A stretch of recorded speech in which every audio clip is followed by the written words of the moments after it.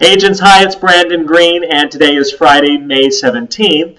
And today I want to talk to you a little bit about leadership and defining what leadership actually is. I've been giving this a lot of thought lately because I see a lot of talk about leadership. And of course, there are an endless number of books on leadership. And so the question is, what is it really and how do you really define it?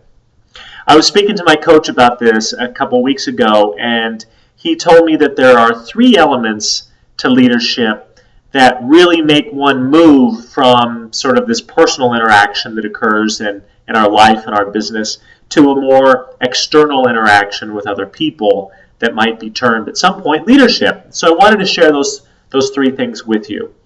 He said that the very first thing you have to be able to do if you want to move into leadership is you have to be able to shift yourself in the moment, which means at any moment in time, you need to have enough conscious awareness and self-control to be able to shift your emotions in the moment, to be aligned in a better place that is going to actually get you what you want.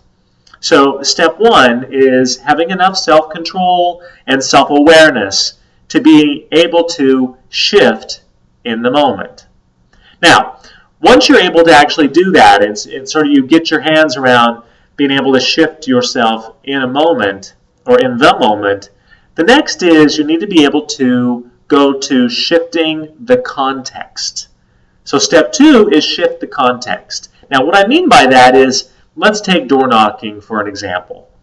So shifting in the moment would be approaching the door and in the moment being a little bit nervous and a little bit fearful and being able to, in that moment, shift to being excited and energetic and brave. Shifting the context, however, is being able to shift door knocking generally and being able to shift enough moments that now door knocking itself is no longer a problem. So shifting the context is taking whatever it is that was bothering you in the moment and shifting the moment enough times that now whatever that is, the entire context shifts. So step two is shifting the context. Step three is shifting enough contexts that you actually shift your trajectory. What I mean by that is, if you look at your life and your business, there are probably a series of things that really bother you, or there are issues that you can't quite get beyond. Each one is a context, essentially, and if you shift each context and you shift enough of them, eventually you actually shift the entire trajectory of your business and life by sequentially shifting all of those contexts.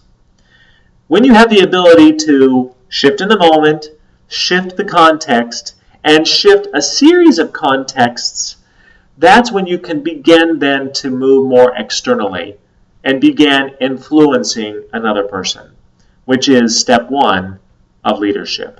I hope that was helpful to you. Leadership is a big topic at Keller Williams, and it's something that I like to talk about a lot. And actually, coming up on May 30th, at the very end of the month, there's 2 days that Bold Leadership will be held in Annapolis, I believe it is. It's an amazing class. I will be there. If you're interested in learning more about leadership, then reach out to me, and I'd be happy to connect you. Have a great weekend.